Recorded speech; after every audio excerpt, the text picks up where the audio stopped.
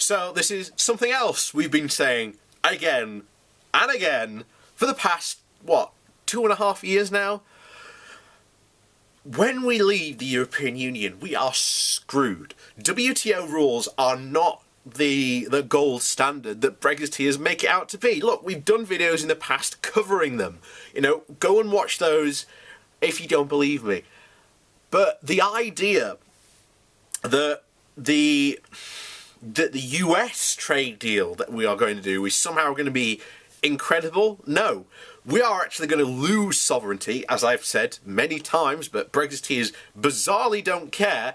They seem to not like losing sovereignty to the EU, but are fine losing sovereignty to what is essentially the Republican Party or in the US.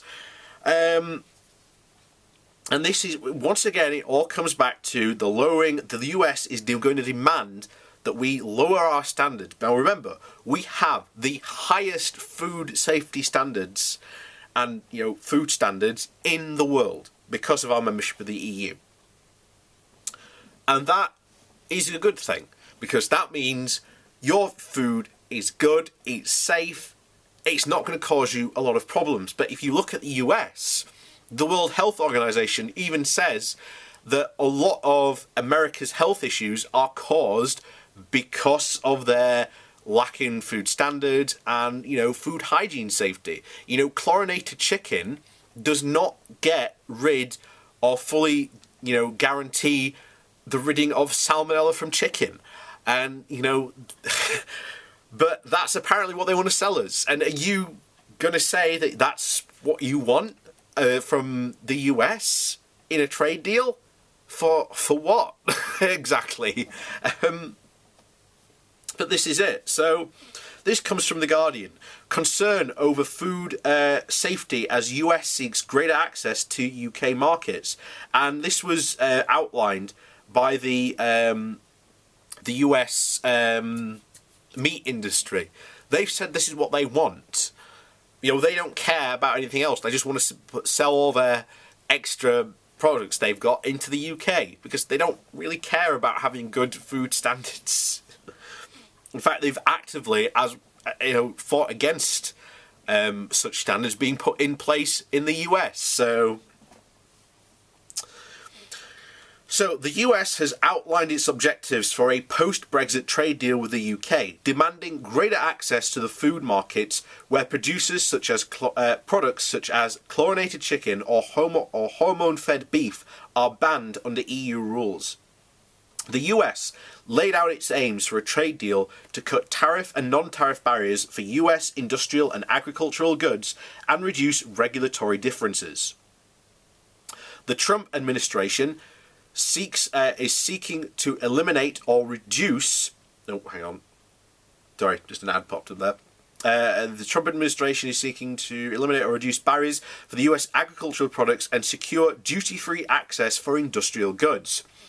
The outline of requirements were published by the official for US trade representatives, headed by Robert Leitzinger, as required by Congress. The office said it was seeking a comprehensive market access for US agricultural goods in the UK. And remember, if there isn't a hard border on Northern Ireland, these goods will then seep into the EU, and the EU is not going to be happy, and neither is Ireland. So, congratulations, you're still pissing off our biggest trading partner. So, and, there has to be a hard border. If, unless we stay in the customs union, which then means you have to accept regulatory alignment from the EU, which means that you have no say at the table when these things are being discussed. So, there are consequences to leaving the EU, despite what Brexiteers seem to be claiming, and have been claiming since the beginning.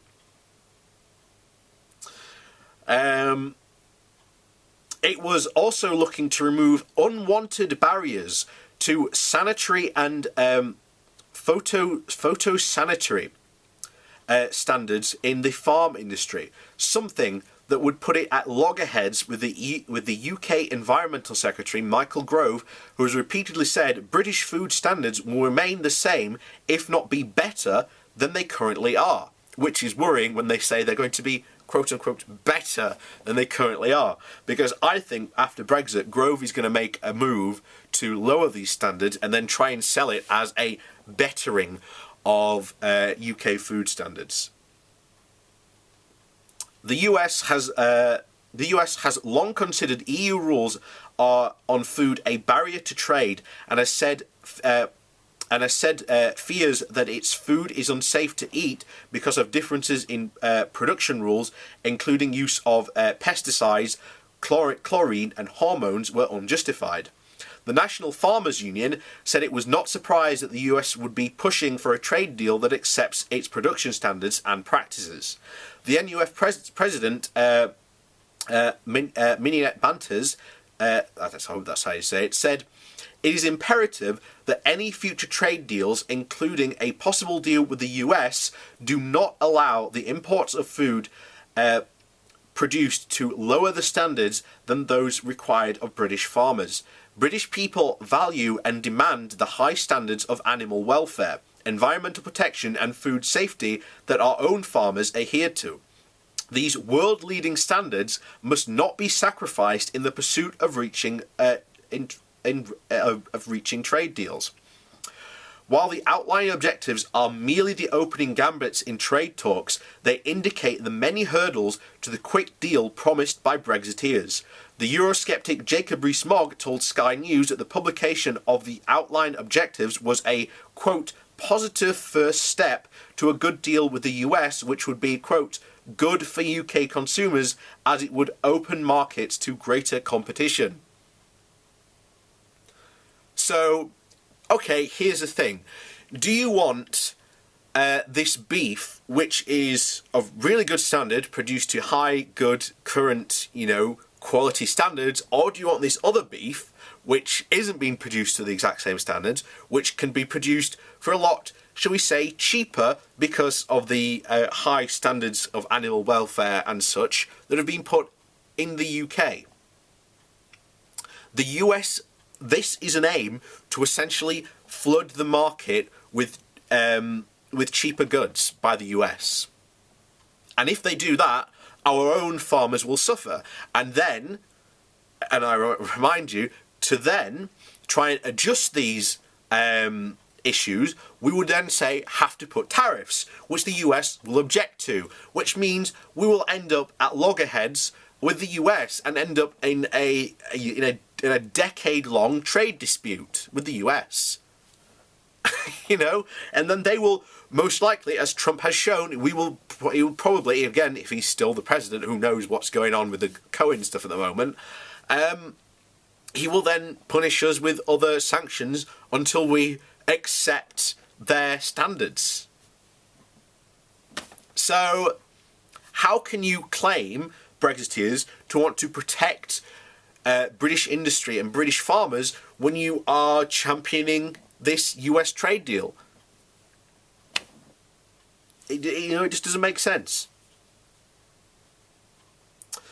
So he said that it is encouraging that the US wants to move quickly and has made the first move before we have left. A change in food standards after Brexit would have ramifications for an open border in Ireland, which we just mentioned, as it would fuel fears that banned goods could seep into the food chain through cross-border production of meat and dairy products. Apart from the differences of regulation and to the use of chlorinated and chlorine to wash chicken and the use of hormones in the rearing of cattle, US officials have also recently spoken about barriers in pork production. Grove so far has held firm on his position that the UK would not compromise on food standards. He has said in the past and expressed concern about antibiotics used for livestock and bee-harming pesticides. And that is also another problem, by the way. Use of antibiotics in livestock means that this threatens our own antibiotic immune system, meaning that this can make other antibiotics that we use worthless. That's another problem. we need to talk about. That's why you do not use antibiotics to rear cattle, because it gets into the human food chain and makes, when we want to actually need to take antibiotics for medicine, it can render it useless.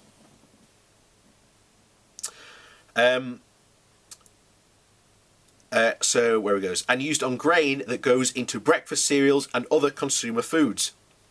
The US is the US is also seeking commitments from the UK to establish a, quote, state-of-the-art rules to ensure cross-border data flows and not impose customs duty on digital products. It wants guarantees on currency as well, with rules to ensure that the UK avoids manipulating exchange rates in order to prevent effective balance of payments adjustment in order to gain unfair competitive advantage. So basically, if you can't adjust the exchange rate on your product to try and get a leg up. So let's say, for example, the US starts importing all these really cheap products. And this causes, problems. The UK government, in response, might then want to change the exchange rate so that these products aren't, as cheap as they were, so that then our own producers can get a fair shake in the market and are at least protected. The US has just said, no, you can't do that. That, dear friends, is a loss of sovereignty. Why aren't the Brexiteers crying about that? A Department for International Trade spokesman said negotiating an ambitious free trade agreement with the US that maintains our high standards of business, workers and consumers is a priority. So we welcome the US government's publishing their objectives, which demonstrates their commitment to beginning talks as soon as possible. As part of our open... the US is going to insist that these talks are done behind doors, so it doesn't matter that they've published these things. So we won't know until pretty much the deal is ready to be signed what's been agreed on. And this is why Liam Fox having this power to be able to just go, yep, signed, and have no scrutiny from Parliament is really worrying.